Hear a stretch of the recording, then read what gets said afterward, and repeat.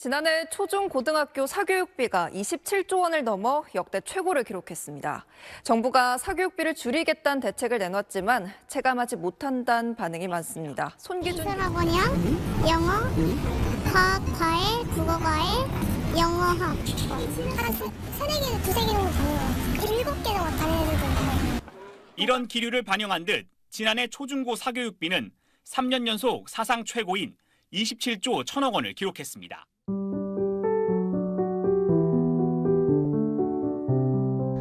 우리나라 학생들은 좋은 대학교를 가기 위해 치열하게 경쟁합니다. 이러한 경쟁에서 살아남기 위해 학생들은 사교육에 발을 들입니다. 때문에 사교육비는 매년 증가하는 추세이고 초등학생 10명 중 8명은 사교육을 받고 있습니다. 왜 사교육비는 증가하는 걸까요?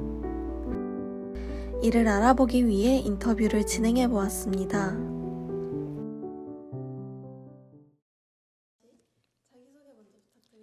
청주공고 다니고 있는 19살 박찬이라고 합니다. 안녕하세요. 저는 청주공업고등학교에 재학 중인 3학년 최종찬이라고 합니다. 혹시 지금 학원을 다니고 계신가요? 지금은 대학 준비 때문에 그만뒀습니다. 지금 초등학교 3학년 때부터 고등학교 1학년 때까지 다녀서 한 6, 7년 다닌 것 같습니다. 초등학교 때부터 해서 한 7, 8년 정도 다닌 것 같습니다. 학원을 다녔을 때 다니게 된 계기가 어떻게 되나요? 그냥 애들이 다 다니고 해서 그때는 다 애들 하는 거 따라하고 싶어가지고 그렇게 해서 다니게 된 것 같아요. 그냥 부모님이 시켜서 라는 대중적인 그런 이유 때문에. 그럼 혹시 학원을 다녔었을 때 한 달에 학원비가 어느 정도 나왔었나요?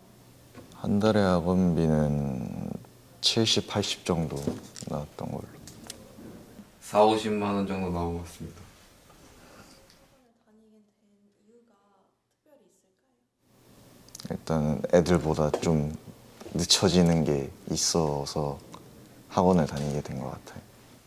학교에서 배운 것만으로 충족이 안 돼서 학원에 다녀서 그 충족을 하려고 다니는 것 같습니다. 차이점이 있었나요?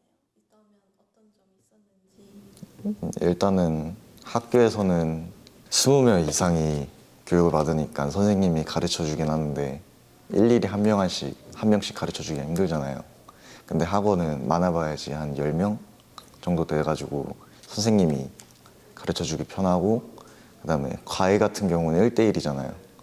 그래서 한 번에 콕 집어줘서 알려주기가 편해서 그거의 차이점이라 생각합니다, 저는. 학교는 이제 타이틀적인 것을 배운다고 하면은 학원에서 세부 사항을 배운다, 이런 차이점.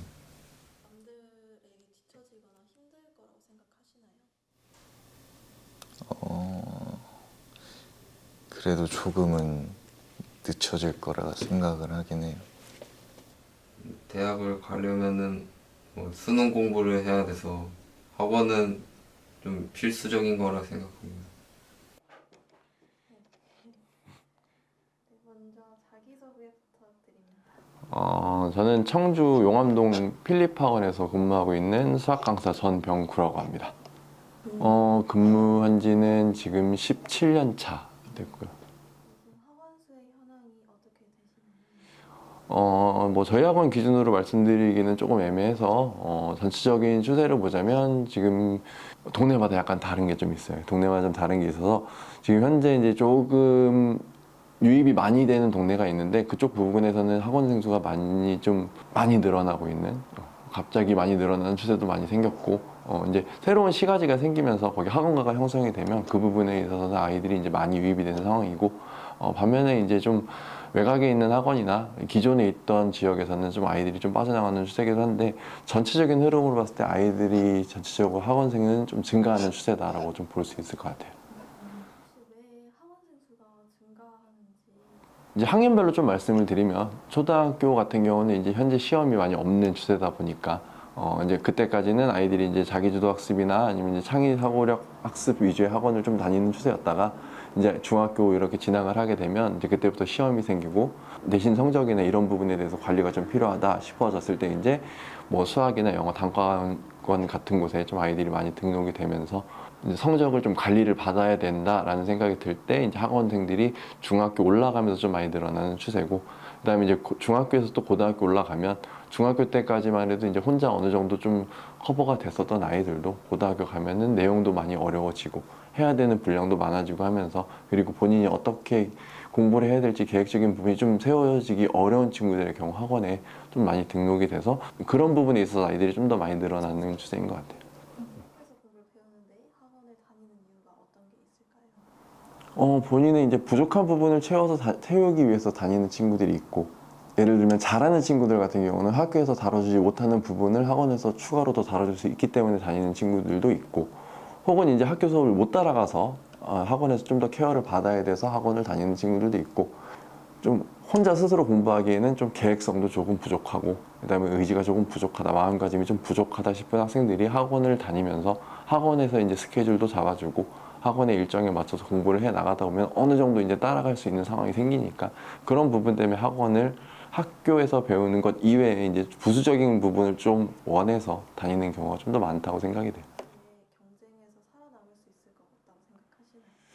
그건 조금 어려울 거라고 생각이 들어요. 학교에서 모든 정보를 제공해 주는 게 아니기 때문에, 그러니까 교육적인 부분뿐만 아니라 이제 대학 입시 쪽으로 가면 대학 입시 쪽에서는 정보가 엄청나게 많은 양의 정보가 필요하기 때문에 뭐 학원에서 모든 걸 제공해 준다라고는 할 수는 없지만, 학원이나 인강이나 온라인에서 제공되는 컨텐츠들을 이용해서 대학교 입시에 좀 필요한 부분들, 예를 들면 뭐 수시도 사실 전형이 너무나 많기 때문에 내가 어떤 수시에 내가 맞출 수 있고, 학종이나 교과 내신 성적 이런 것들도 포함해서 내가 어떤 걸 준비해서 어떻게 대학 입시를 좀 준비해야 되는지에 대한 정보를 학교에서 모든 걸 제공해 주진 않아요. 상담을 받으면서 제공을 받을 수는 있는데, 사실 학교 선생님들도 너무나 다양한 전형이 있기 때문에 모든 걸 알 거라고 생각은 하지 않아요. 나도 사실 마찬가지고. 그래서 요새 이제 새롭게 나온 직업군 같은 게 이제 입시 컨설턴트라는 직업이나 이런 것들이 있는 것처럼, 그런 부분이 따로 존재하는 만큼 그런 부분에 있어서는 도움이 필요하지 않을까, 입시를 위해서는.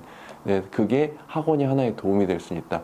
학교에서 도움을 못 받느냐, 그건 아니지만 학교에서 도움받는 것보다 조금 더 많은 정보와 그런 걸 제공받기 위해서는 좀 더 도움이 될 수 있다, 학원 쪽이.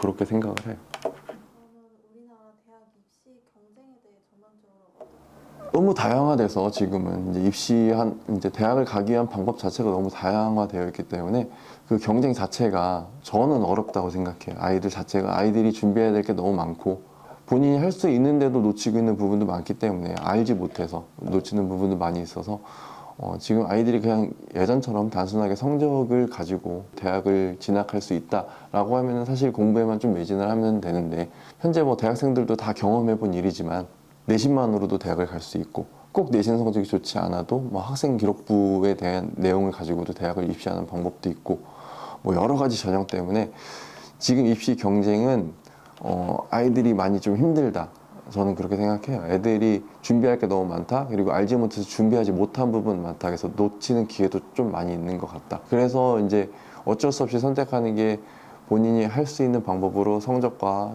교과 내신을 맞춰서 어느 정도 이제 뭐 최저를 맞추고, 본인 성적에 맞는 수시 지원, 그 다음에 그 이후에 이제 최저를 맞추고, 이런 부분들이 가장 일반적으로 이루어지고 있긴 한데, 사실 그거 말고도 훨씬 더 많은 전형이 있고 대학을 갈 수 있는 방법이 더 많기 때문에 그런 부분을 모든 걸 알려면 많은 정보가 필요하다. 그래서 아이들은 좀 더 많은 고민을 해야 될 것 같고, 그게 아이들을 좀 더 힘들게 하지 않을까라는 생각을 좀 갖고 있어요. 대학 서열이 직업에서 임금 격차로 이어지는 사회적 인식으로 인해 대학교 입시 경쟁은 더욱 치열해지고, 학생은 입시 경쟁을 위해 사교육을 받게 되고, 이로 인해 뒤처지지 않으려 다른 학생 또한 사교육을 받게 됩니다.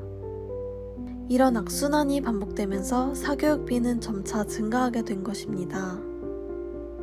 정부는 이를 해결하기 위해 수능킬러 문항 삭제와 같은 여러 대책을 내세우고 있지만 현실적으로 해결되지 않고 있습니다. 사교육을 받는 이유는 사회적 분위기, 성적 향상, 공교육의 부족함이 있었습니다. 사교육을 받지 않는 학생들은 성적 격차, 입시 정보의 부족으로 인해 대학 입시에 어려움을 겪고 있고, 이는 사교육비 문제를 심화시킵니다. 사교육을 받지 않아도 심화학습과 충분한 입시 정보가 필요합니다. 따라서 사교육을 받지 않아도 심화학습 및 입시 정보를 제공받을 수 있는 어플리케이션을 제안합니다. 어플리케이션 멘토는 영어 멘토에서 가져온 단어로 조언자, 상담자라는 뜻을 가지고 있습니다. 학생들의 상담자가 되는 어플리케이션 멘토를 실행시켜 볼까요? 앱을 실행시킨 후 회원 가입을 한 뒤 자신이 재학 중인 학교를 선택합니다. 그 뒤 본인이 관심 있는 분야의 대학 전공을 선택합니다. 홈 화면에서는 시험 일정이 안내되어 있고 대학교 전공, 취업 분야에 대한 정보와 대학 입시에 대한 정보, 마지막으로 오늘 할 일에 대해 알 수 있습니다. 대학교 전공, 취업 분야에 더보기 버튼을 누르면 다양한 전공 분야 중 자신이 궁금한 전공에 대한 내용을 확인할 수 있습니다. 또한 진로가 확실치 않은 학생을 위한 진로 적성 검사도 받을 수 있습니다. 검사를 진행하면 여러 문항에 대한 답을 하게 되고 검사 결과를 확인할 수 있습니다. 다시 홈 화면으로 돌아와서 대학 입시 정보를 선택하면 여러 가지 대학 입시 전형이 나와 있습니다. 이 중에서 자신이 원하거나 궁금한 전형을 선택하면 전형에 대한 서류, 필요한 핵심 역량 정보 등을 확인할 수 있습니다. 메달 아이콘을 누르면 본인의 학업 성적에 대한 기록을 볼 수 있습니다. 학교 내신 성적뿐만 아니라 모의고사 성적도 확인할 수 있고, 이를 통해 자신의 내신 성적과 모의고사 성적 통계를 알 수 있습니다. 캘린더 아이콘을 선택하면 나의 일정을 확인할 수 있습니다. 모의고사 일정 및 학교 시험 일정을 확인할 수 있고 원하는 일정을 추가할 수도 있습니다. 영상 아이콘을 선택하면 인터넷 강의를 시청할 수 있습니다. 여러 플랫폼의 인터넷 강의를 모아두어 자신에게 맞는 강의를 골라서 시청 가능합니다. 메모 아이콘을 선택하면 스터디 플래너처럼 본인의 공부 리스트를 확인할 수 있고, 모르는 문제가 생겼을 시 AI에게 질문을 통해 문제를 해결할 수 있습니다.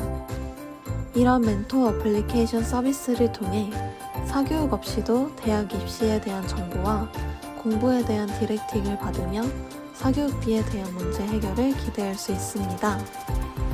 대학 입시를 위한 상담자, 멘토와 함께 해보세요.